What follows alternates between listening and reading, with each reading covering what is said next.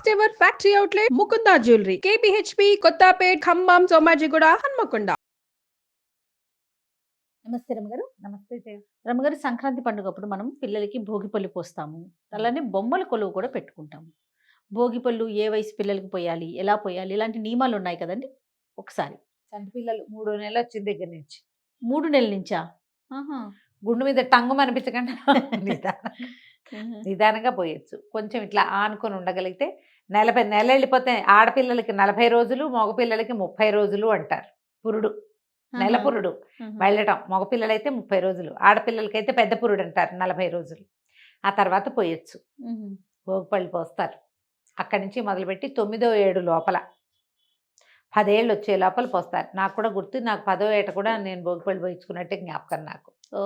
మా ఇంట్లో అందరు బుడ్డబడ్డ పిల్లలుగా నా తర్వాత కూడా ఎవరో చంటివాడు ఉంటే వాడిని ఒళ్ళో కూర్చోబెట్టుకోవాలి. ఈ 9-10 ఏళ్ల పిల్లలు చంటి పిల్లల్ని ఒళ్ళో కూర్చోబెట్టుకుంటారు. వీళ్ళకి కూడా పోసేసేవాళ్ళు. మా నాయనమ్మతో పోయించుకున్నాను, నాకు గుర్తుంది. 9-10 సంవత్సరాల వయసు వచ్చేదాకా. ఆ తర్వాత అప్పటికి నేను ఇంత గిట్టుకుని బుజ్జిగా ఉండేదాన్ని, చిన్నపిల్లగా ఉండేదాన్ని. ఆ తర్వాత కొంచెం పొడుగు వచ్చాను, కానీ ఆ వరుస అందరి పిల్లల్ని కూర్చోబెట్టి పోసేది మా నాయనమ్మ. ఎవరింటికి వెళ్ళినా సరే పిల్లలందరికీ పోసేయటమే. పిల్లలు అంటే ఎవరి పిల్లలైనా సరే అందరికీ పోసేసేవాళ్ళు.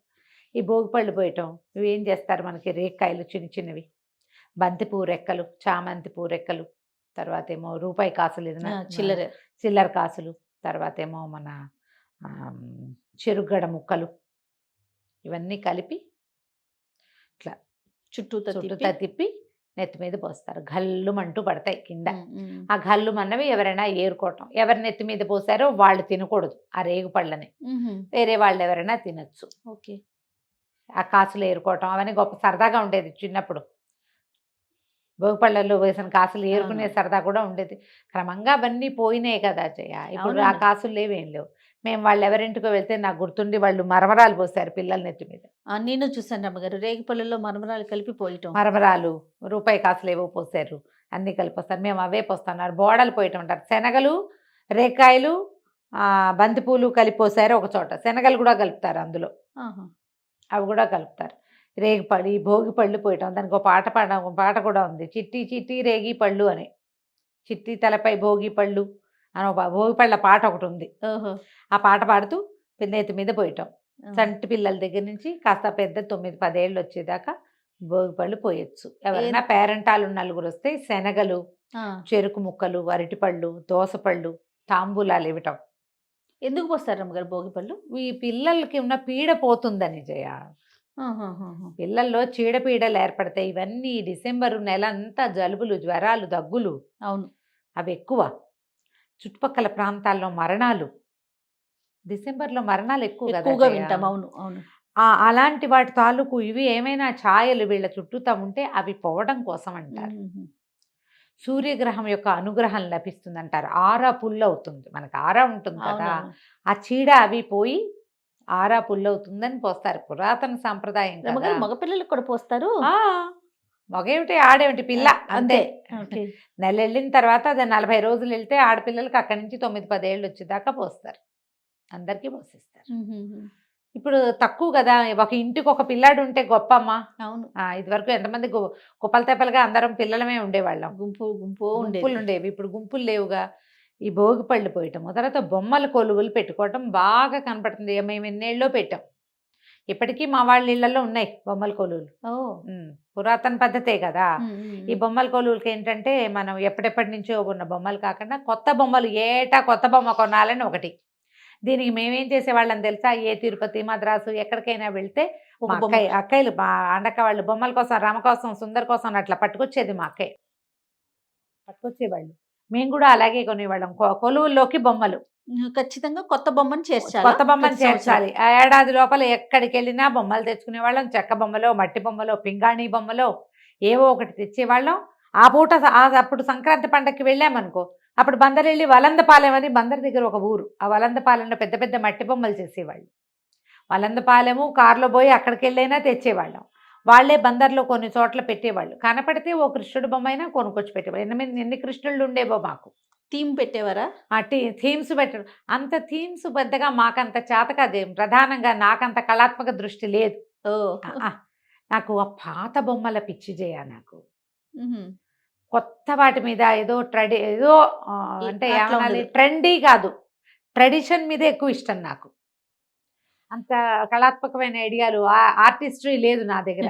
మా అక్కయ్యల దగ్గర కొంతమందికి ఉంది, మనకేం లేదు. మనం బండ రకంగా పనిచేసుకుంటూ వెళ్తాం. ఆ పాత కృష్ణుడు ఆ బొమ్మ లేకపోతే నచ్చదనమాట, అదే ఉండాలని. మొక్కలు అవి తీసుకొచ్చి పెట్టేవాళ్ళం, కుండీలు తెచ్చి పెట్టడము, తర్వాత చక్కగా నీట్గా అరేంజ్ చేయటము. ఒక దీని ప్రకారం పైన కృష్ణుడు, తర్వాత లక్ష్మీదేవి, సీతారాముల సెట్టు, తర్వాత కొంచెం సోషల్ బొమ్మలు, 3 కోతులు, అవి రకరకాల కృష్ణ ప్రతిమలు, తర్వాత ఏమో ఈ కొండపల్లి బొమ్మలు థీమ్ ప్రకారం దొరుకుతాయి కదా, అవునవును. ఇంకా అవి కూడా కొనేవాళ్ళం. పింగాణి బొమ్మలు ఎప్పటెప్పటెప్పటెప్పటెప్పటెప్పో.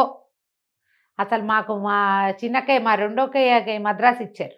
తర్వాత వాళ్ళు ఇక్కడే ఉన్నా కూడా మద్రాసు బొమ్మలు బోల్డ్ ఉండేవి మా దగ్గర. ఓహో. ఏటా మా అక్కయ్య వెళ్ళొచ్చేది చెన్నై అప్పట్లో. పిల్లల్ని తీసుకుని వెళ్ళేది, వచ్చేటప్పుడు తనకి బొమ్మలు తెచ్చుకునేది, మాకు కూడా తెచ్చేది. ఇంట్లో కూడా అక్కయ్య వాళ్ళకి కొలువు ఉండేది. మా పెద్దక్కయ్య కొలువు, ఆండక్కయ్య కొలువు, విద్యక్కయ్య కొలువు, మాది, మా జయక్క వాళ్ళది, ఎవరి వాళ్ళవి కొలువులు. మా ఊళ్ళో ఏమో రంగపెద్ద గారింట్లో బొమ్మలు, రావంజం పెద్దనాన్న గారింట్లో బొమ్మలు, రంగపెద్దనాన్న గారింట్లో బొమ్మలు, అట్లా అందరి ఇళ్లలో బొమ్మలు. బొమ్మల్లో గుమ్మడికాయలు, దోసపళ్ళు పెట్టడం కూడా పద్ధతిగా ఉండేది. మళ్ళీ పాటలు పాడడం, పేరెంటాలు చేయటం, తప్పకుండా బొమ్మలకి పేరెంటం చేసేవాళ్ళం మేము. ఇప్పుడు నేను కూడా బొమ్మల కొలువు పేరెంటాలకు వెళ్తాను. ఊళ్ళో ఉండట్లా, ప్రతి సంక్రాంతికి నేను ఏదో ఒక ట్రిప్ వెళ్ళిపోతున్నా, అందుకని కొలువు పేరెంటాలకు పెద్దగా వెళ్ళలేకపోతున్నాను. కానీ ఇక్కడ హైదరాబాద్లో వెళ్తారా? పిలుపులు ఉన్నాయి, ఇక్కడి నుంచి కూడా పిలుపులు ఉన్నాయి. ఈ కొలువులు పెట్టడం, ఈ కొలువు పెట్టినప్పుడు అందులో గౌరీదేవిని పెట్టుకుంటాను జయ. గౌరీ మాకు ఇట్లా నిలువుగా చేసే అలవాటు. గౌరీని పెట్టడం, పొద్దున బొమ్మలు పెట్టాక గౌరీదేవిని చేసి పెట్టడం, గౌరీదేవికి దీపారాధన, ఆమెకు తాంబూలం సమర్పించడం, రోజు ఖచ్చితంగా 2 పూట్ల ఏదైనా నివేదన చేసి పెట్టాలి తప్పకుండా.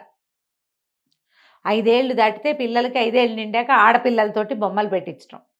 ఓకే. ప్రతి వాళ్ళు ఇట్లాగే చేయాల్సిందే. మాకు అమ్మ ఇంటే నేను కూడా ఇక్కడ పెట్టేదాన్ని బహుశా. కదా. లేకపోవడంతో నేను ఇంకా మా వాళ్ళ ఇంట్లో లేదు. నాకు సరదాకి నేను స్టార్ట్ చేసుకునేదాన్ని. ఆడపిల్లలు లేకపోవడంతో అన్నీ నేనే చేయాల్సి వస్తా కదా. అందుకని ఇక మెల్లిగా నేను సర్దు కూరుకున్న, మగపిల్లలకి ఏముందిలే, రేపు పొద్దున ఎవరైనా వచ్చి వాళ్ళ సరదా ఉంటే ఇంక అప్పుడు చూడొచ్చు అని. బొమ్మలు పెట్టడం అంటే ఒట్టి బొమ్మలు పెట్టడము, భోగిపళ్ళు పోయడం అంటే ఒట్టి భోగిపళ్ళు పోయటము కాదు. దీనికి పేరెంటం చేసుకోవాలి. అది నలుగురిని పిలిచి మన కొలువు చూసి తాంబూలం తీసుకెళ్ళాలి, పిల్లవాడికి భోగిపళ్ళు పోసి తాంబూలం తీసుకెళ్ళాలి. ఇప్పుడు ఇందులో ప్రధానమైనది ఏంటి, మనము తాంబూలం ఇవ్వటం. అది ముత్తైదువులు ముత్తైదువులు రావటము, వెళ్ళటము, పిల్లలు రావటము, పళ్ళు, తర్వాత ఏమో ఖర్జూరాలని, బొమ్మలని పంచిపెట్టడం. అవునవును. ఎక్కువగా పంచదార చిలకలు పంచిపెట్టడము, శనగలు ఇవ్వటము, పళ్ళు ఇవ్వటము, తమలపాకులు ఇవ్వటము, ఏదైనా తినుబండారాల పంపకము, అందరితో కలిసిమెలిసి ఉండటం, దోసపళ్ళు, తర్వాత గుమ్మడి పళ్ళు లాంటివి ఇవ్వటము. సోషలైజ్ అవ్వటానికి ఇది ఒక మంచి మార్గం చేయాలి. ఎవరైనా వస్తే ఊరికే బొట్టి ఇవ్వటం అంటే టిష్కు బొట్టు పెట్టడం కాదుగా, పాదాలకు పసుపు రాయటం, కాళ్ళకి పసుపు రాయటం, తర్వాత గంధం ఇవ్వటం, గంధం రాయటం, బొట్టు పెట్టడం, తాంబూలం ఇవ్వటం. ఇందులో పిల్లలు సాయంకాలం ముందెళ్ళి పేరెంటం పిలిచి రావటం, పేరెంటం పిలవడానికి వెళ్ళాలి, వచ్చిన పేరెంటాళ్ళకి ఇల్లు వాకిళ్ళు సవరించుకుని చక్కగా చాపలో జంపకానాల్లో పరవాలి, వచ్చిన వాళ్ళని కూర్చోబెట్టాలి, కాసిన 2-3 పాటలు పాడడం, బొమ్మలకి హారతి ఇవ్వటం. బొమ్మలకి హారతి ఇవ్వటం అనేది ఒక విధానం. అవును. ఎన్ని ఉన్నాయి, ఎంత ప్రాసెస్. ఇవన్నిట్లలో పిల్లలు సోషలైజ్ అవ్వటం, వచ్చిన వాళ్ళతో మర్యాదగా మాట్లాడటము, చక్కగా కూర్చోబెట్టడము, వినయంగా పసుపు రాయటము, అక్షింతలు వేయించుకోవటము, హారతులు ఇచ్చి పాటలు పాడడము. మేము బొమ్మల్ని ఎత్తేటప్పుడు కూడా పేరెంటం చేసేవాళ్ళం జయ. పెట్టేటప్పుడు ఎత్తేటప్పుడు ఏ రోజు ఎత్తుతారు అమ్మగారు? పెట్టిన రోజా, 3వ రోజా? 3 లేదా 5వ రోజు. 9 రోజులు ఉంచే విధానం కూడా ఉండేది. అప్పుడే అందరూ ఒకేసారి ఎత్తితే కష్టం, ఇవాళ వాళ్ళు ఎత్తితే రేపు ఎల్లుండి మేమెత్తి అలా కూడా జరిపేవాళ్ళం. అట్లా కూడా జరిపేవాళ్ళం. బొమ్మల్ని పడుకోబెట్టి కొన్ని బొమ్మల్ని హారతి ఇవ్వటమే. మరి వాటిని సంవత్సరం దాకా మళ్ళీ ఆ బొమ్మలకి ఇలా వెలుగులోకి వచ్చే అవకాశం ఉండదు కదా.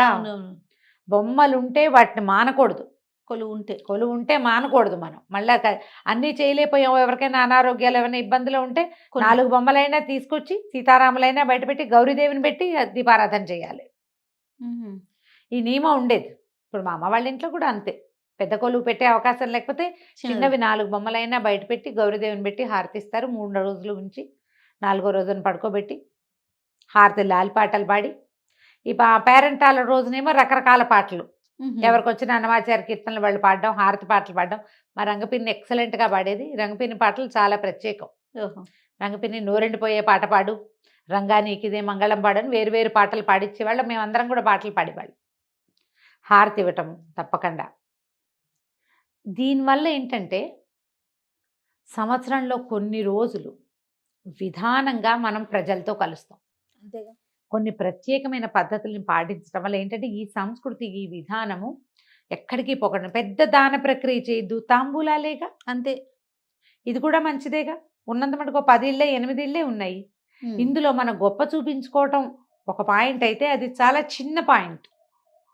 మనం ప్రజలతో అందరితోటి మమేకంగా ఉండటం ముఖ్యమైన పాయింట్. అది చాలా పెద్ద ఇందులో point. గొప్పలకి ప్రాధాన్యత లేదు. ఇవి కలిగిన వాళ్ళు బాగా ఇస్తారు తాంబూలాలు. లేని వాళ్ళు సాధారణ శనగలు, ఓ 2 అరటిపళ్ళు, తవలపాకు తాంబూలమైన ఇస్తాం కదా. ఇది ముఖ్యమైనది అనమాట. అందరిళ్ళకి వెళ్ళటం. ఈ పేరెంట్ వాళ్ళందరూ కలిసి ఇంకో ఇంటికి వెళ్తారు, అక్కడి నుంచి ఇంకో ఇంటికి, అన్ని ఇళ్ళకి పేరెంట్ వాళ్ళకి తిరగటం. ఇది విధానంగా ఉండేది ఇది వరకు. మనం పిల్లలకి భోగిపళ్ళు పోసినా కూడా గుడ్డీ బ్యాగ్స్ అని అవని ఇవని, ఇప్పుడు ఏదైనా రిటర్న్ గిఫ్ట్లు చాలా అవును. వచ్చినాయి. అవంతా చేయకపోయినా పర్వాలేదమ్మా. చక్కగా కాసిన రేగిపళ్ళు, కొంచెం శనగలు, తాంబూలము, రవికల బట్ట ఇవ్వగలిగితే. ఇప్పుడు ఎంత రవికల బట్టలకు వచ్చి బోళ్ళు మాట్లాడాం మనం. అవును. అవన్నీ వద్దు.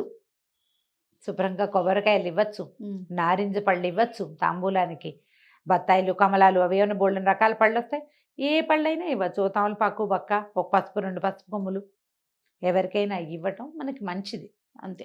ఈ ఉత్తరాయణము ఈ కాలంలో ఇలాంటి వస్తువు ఇవ్వటం వల్ల ఎక్కువ ప్రయోజనాన్ని పొందుతాం. గ్రహశాంతులు కలుగుతాయి. ఈ దాన ప్రక్రియ వల్ల చాలా గ్రహాలు శాంతిస్తాయి. ఓకే. ముత్తైదువుకి ఇస్తే ఒక ఫలితము, కన్యకిస్తే ఇంకొక ఫలితము, బాలురికి వస్తువులు పంచిపెడితే ఇంకొక రకం ఫలితము చెప్పబడుతుంది. ఇవన్నీ మంచివే. ఇవి పెళ్లి కాని పిల్లలకి మంచిది, చిన్న పిల్లలకి మంచిది. ముత్తైదులకి 5వ తనం వృద్ధి అవుతుంది. చిన్నపిల్లలకి ఇస్తే కనుక ఆయుర్వృద్ధి. అందుకని ఈ విధానం ఇది వరకటి నుంచి ఉండేది. ఎంత మటుకు చేస్తున్నామో ఇప్పుడు చేయగలిగినంత చేసుకోవచ్చు కదా. అంతే. సరదాగా ఉంటే మన ఇంట్లో 4 బొమ్మలు చక్కగా డిస్ప్లే లాగా పెట్టి, ఓ చిన్న థీమ్ ఏదైనా పెట్టి పిలుచుకోవచ్చు చేసుకోవచ్చు. చక్కగా. 4 పేరెంటాలో 10-15 మంది మన ఇంటికి వస్తారు. దానికోసం మనం ఇల్లు వాకిళ్ళు శుభ్రంగా ఉంచుకుంటాం, మనం చక్కగా తయారవుతాం. అవును. దానికోసం ఇంట్లో టీం వర్క్ ఉంటుంది. అందరం కలిసి పని చేయాలిగా. టీం వర్క్ కావాలి. ఇన్ని ప్రయోజనాలు ఉన్నాయి కాబట్టి పురాతన సాంప్రదాయాల్ని ముందుకు తీసుకెళ్దాం. అంతే. మన ఇంట్లో చిన్నపిల్లలు లేకపోతే భోగిపళ్ళు పోయొద్దు. ఉత్తరాయణానికి పేరెంటం చేసుకోండి చక్కగా. బొమ్మలుంటే పెట్టండి, లేకపోతే లేదు. కొలువుంటే మానేయకుండా పెట్టండి. అలా నిరమ్మ గారు బాగుంది కదా ఐడియా. చాలా బాగుందండి. నమస్తే. నమస్తే జీ.